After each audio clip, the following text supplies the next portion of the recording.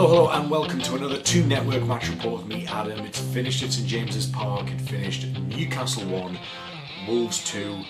An absolutely devastating way to finish the game, losing it essentially with 60 seconds left on the clock after we went down to 10 men around the hour mark. I mean, a draw would have been an absolutely fantastic result given the circumstances, but I think decisions, performance, all went against us today, and you know, Wolves weren't even at their best really. They'd been on a bit of a shaky run beyond their very impressive win at home to Chelsea at the week during the week, but we couldn't match them. We couldn't finish them off when we had dominance in the first half, and I think that's kind of where we went wrong. I mean, we started with a 5-man defence. Clark, Lascelles and Fernandes across the middle.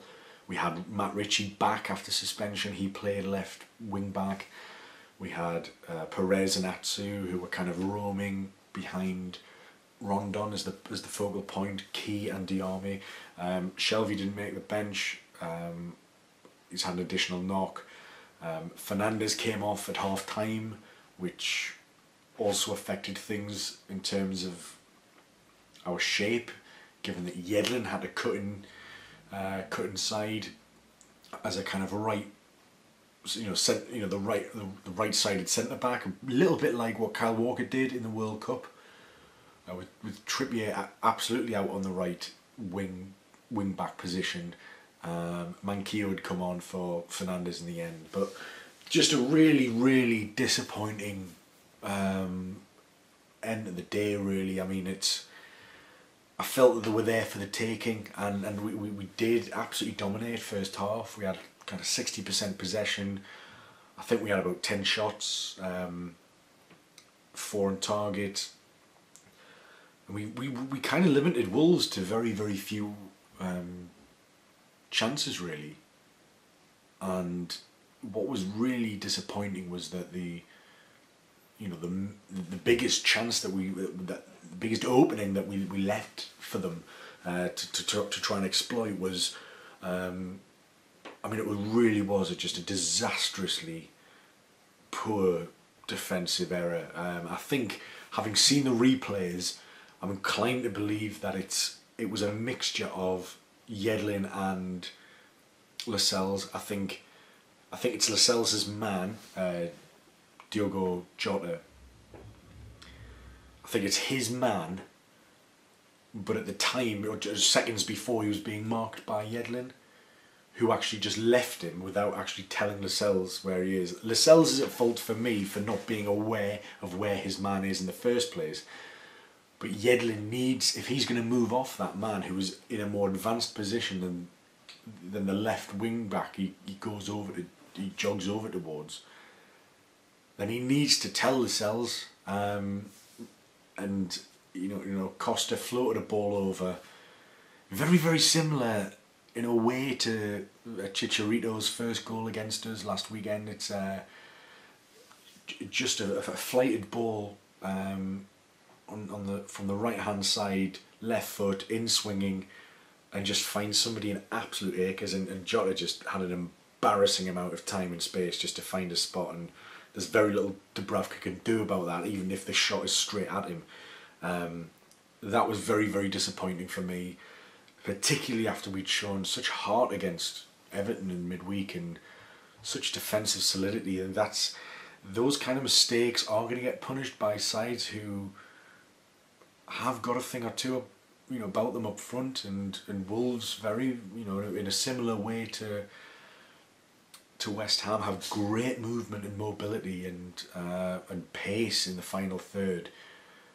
One of Wolves' biggest problems is very similar to Newcastle's, is goal scoring, and I just felt that we let them in far too easy at the start of this game, and it could have been an absolute disaster from that point onwards. It wasn't. And I'd seen that we'd been having a lot of joy with the partnership between Rondon and Perez, who both I thought were excellent today, by the way. Perez I still had to deal with some boo boys. I don't understand it. I really don't understand it. Although Perez had some bigger problems to deal with in the second half, which obviously we'll get on to. But we got a free kick about 20 yards out, and it was Rondon who stepped up. And out of looking at who was sort of who was eyeing it up, I was kind of hoping Rondon would hit it, because I was kind of thinking he's probably he is the best finisher on the pitch that we have. It was kind of the wrong side for it to be Richie, and he struck the ball very, very true, and it rattled down off the crossbar. Suggestions for a split second that it might have gone over the line. Obviously it didn't, because technology would tell us otherwise. But what was absolutely brilliant from Rondon, not only was that just a spectacular effort on goal, he'd shown a couple of nice touches earlier in the game as well, with little chest cushion passes to just a really good hold-up play, and allowing the ball to stick to him and finding runners around him so he could progress in the final third. I was really impressed with him again, Rondon. He seems to be on a bit of a run of form now, and long may it continue, especially as we go into away to Huddersfield next, the John Smith Stadium. But he didn't stop and admire his free kick, and this is what I really, really admired about his attitude. He took that shot, didn't have head in hands, didn't feel sorry for himself. He anticipated the ball getting cleared. He picked the ball up deep on the right hand side, and he floated. And he went to take the cross, and I was kind of thinking to myself, I want you on the end of this, Rondon. I don't want you taking the cross itself. It's a bit like when Shearer used to play for us, one of the best crosses of the ball we've got, but we need him in the middle. But it didn't matter, because Ayoze Perez was there and anticipated and managed to, again, very similar to the Watford goal. It was a kind of flicked header, very, very deliberate, and it went across the goalkeeper into the far corner, and all from the same move, and it's 1-1, and it's an almost instant reply to that very disappointing opening goal that we conceded. So that did very well to get a bit of atmosphere back, although to be honest it was again, the atmosphere was flat, even with the boycott being called off. Maybe because it was cold, because it was late on a Sunday, there just wasn't the vibrancy that you might get at 3 o'clock on a Saturday. I don't know what it was. The atmosphere hasn't been amazing recently at home. The opposite could probably be said for playing away, and maybe that's part of the course. But again, I really just wish we could bring some of that away spirit back home, because it's sad, and it could totally give us an advantage against teams. We need to make it difficult for people to come here, and we didn't do that enough. But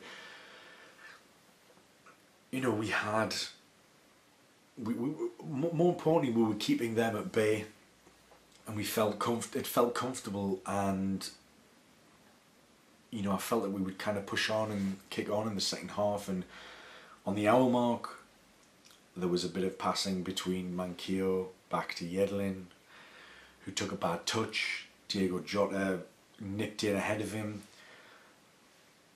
He was penetrating, running directly for goal. He was about to go into the box. Yedlin's tugged him back. Lascelles is in the vicinity, which is where your slight question mark comes into it. Slight. But I think on reflection, had that been the other way around, had a Wolves player pull down a Newcastle player in the same position, I'd have been screaming for a red card. And Yedlin got his red card. It was poor control. And what's even stranger about the whole thing and the decision to pull him back is A, Lascelles is coming across. B, we've got Dubravka, who's pretty good. and the third point is the fact that Yedlin, for all his defensive liabilities and deficiencies, what he does have is recovery pace. So as quick as Diogo Jota is, they were kind of shoulder to shoulder for a split second before Diego Jota got his body ahead of Yedlin. All he had needed to do there is maintain his composure, keep on running, and just be breathing down his neck. That alone, that might have been enough to put him off. We'll never know now, but obviously what resulted was the fact that we're down to 10 men in a game that, to be honest, was fairly comfortable, even though it was 1-1.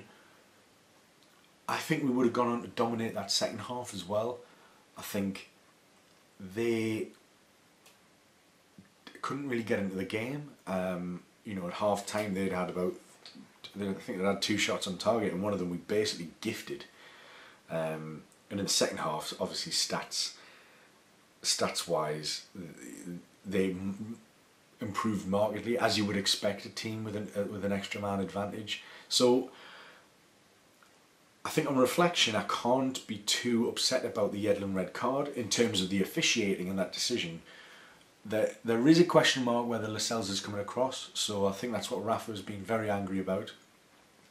But maybe on reflection, you might be less angry about that decision, but I think he's got a lot of right to be angry about the other decision, which we'll get onto shortly.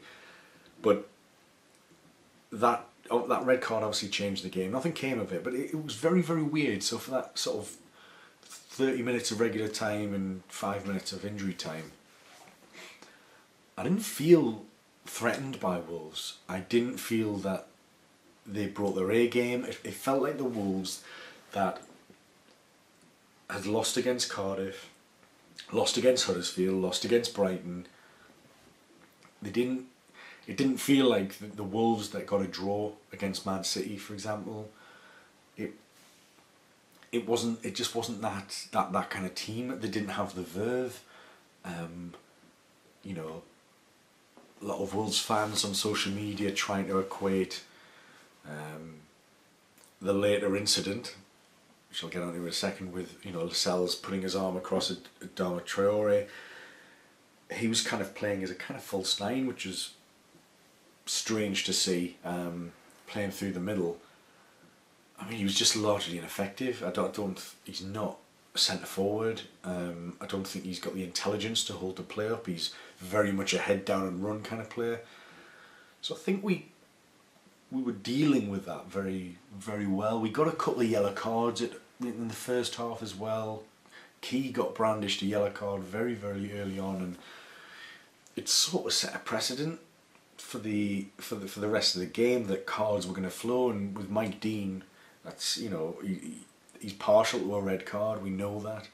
He obviously sent off Yedlin on the hour, but Wolves just struggled. And actually, I think we kind of expected a bit of an onslaught from them, which never actually arrived. And we were actually able to impose ourselves a little bit in the final third. Not loads, but I thought like the movement of it. I thought Atsu had a much better game today, and you know, I'm one of his biggest critics, but I can't fault the effort he put in. He looked dangerous when he was on the ball, and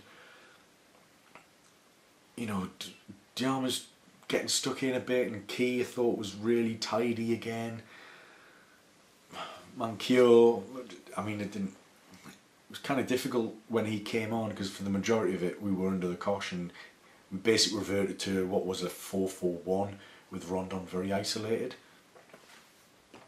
once we went down to 10 men. But the longer the second half went on, I was convinced that we were going to ride it out. I did not feel nervous or threatened or that we were about to throw it away. I just didn't feel like that at all. And then Kennedy came on, Hosselu came on, and we were just kind of holding back, but then having a few bursts in the final. You know, Atsu turned out to be a really good outlet for us in the final third, because of his pace and directness, and because you could hit the ball into space for him to run onto. It really worked for us, and you know, probably the best bit of wing play he's ever done for Newcastle United, and there was like nobody in the box when he finally got the cross in, which was a bit of a shame. But I thought Richie battled well, and I didn't see their winner coming, and you know, I think we were on an attack ourselves, and Perez kind of went into a blind alley. The ball got fed towards Diego Jota, who just ran out of defence. And I mean, people are saying just hack him down at that point, but we hack him down. We'd had that many yellow cards at that point. Do we go down to 9 men? Do we then compromise ourselves further for the Huddersfield game? It's not as simple as that.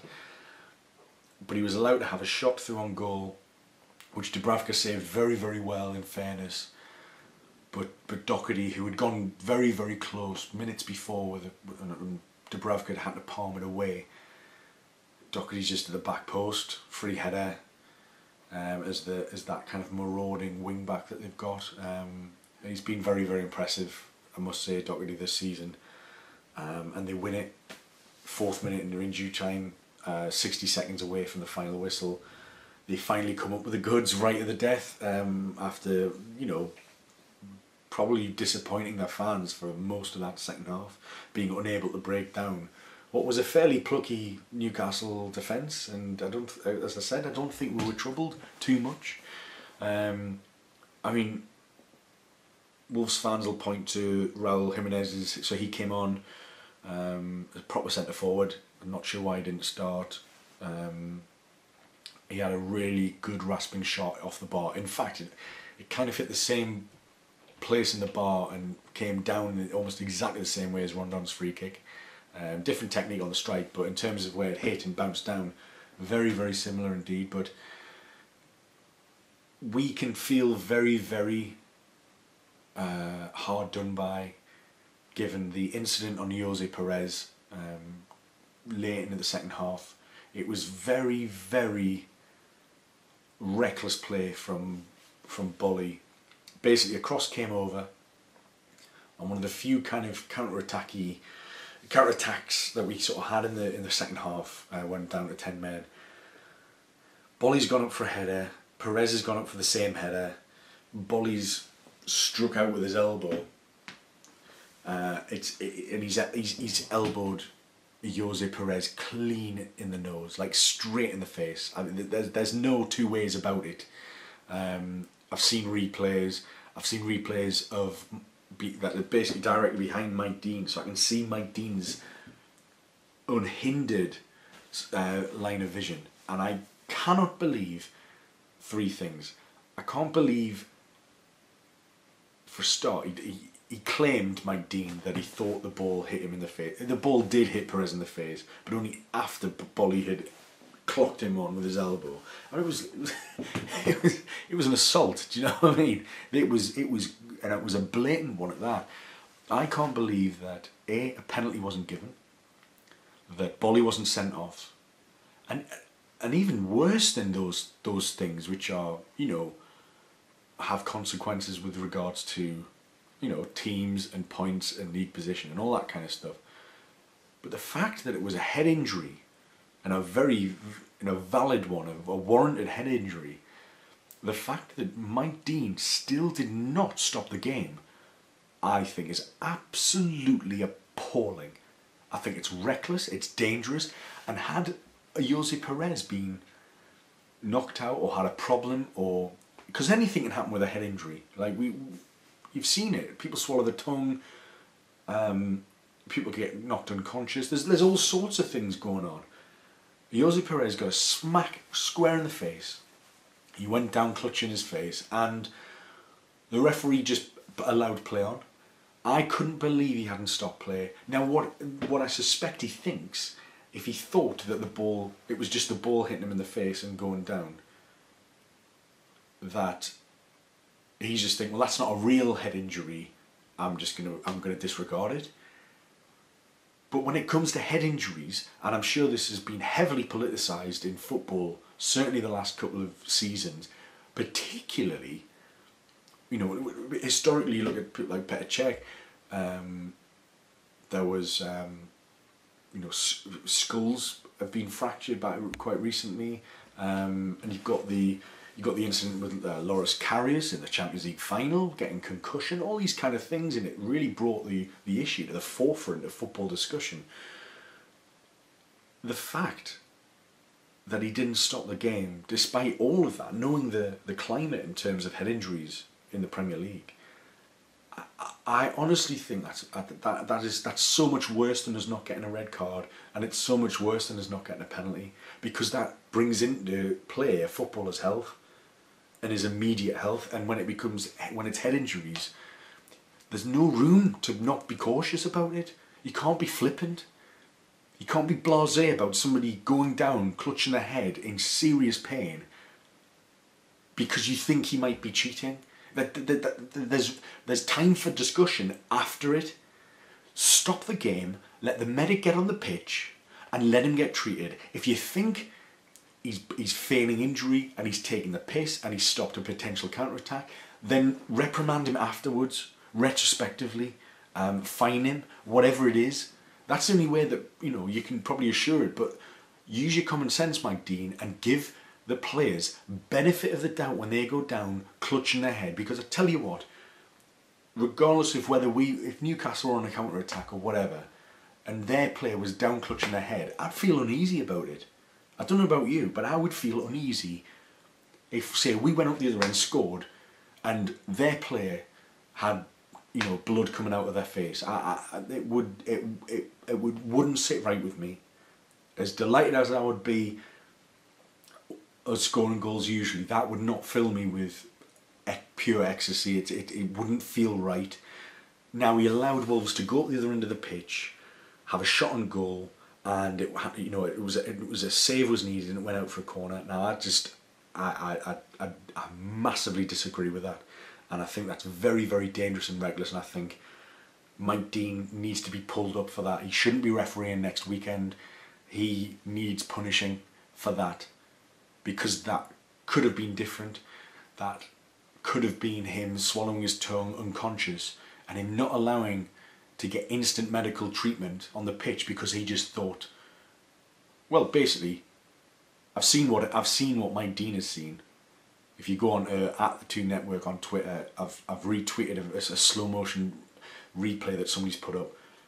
I can see his line of vision, and he's staring at it, he's looking right at it, and he's not giving it. It's a blatant elbow, and it's appalling. It's dangerous play, and it got me really, really angry. I think the linesman's complicit. I think the referee is an absolute joke. And it needs to be brought to the attention of his employers, because that is not okay.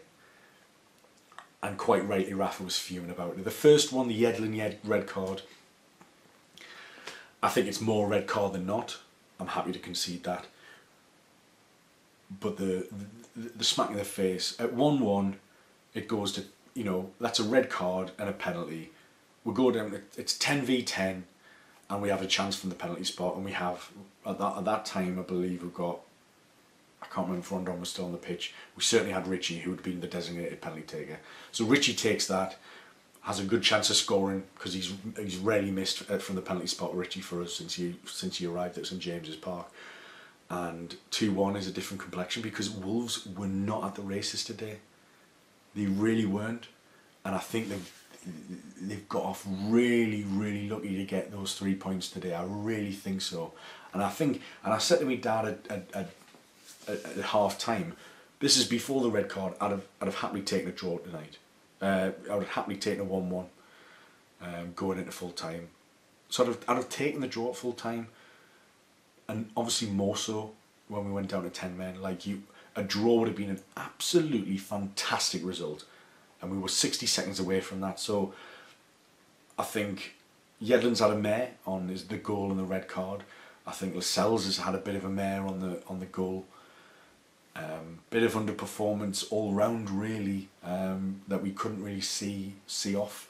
I mean, Rondon had a couple of good shots in the first half, and one was in the first minute, which really set a good tone.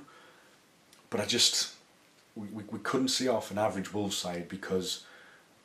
And I think we were massively hindered, not only by performance, yes, that's going to come into play, but poor decisions no longer going our way. Now that's, I believe, 145 Premier League games that we have been, that since the last time an opponent was sent off against us.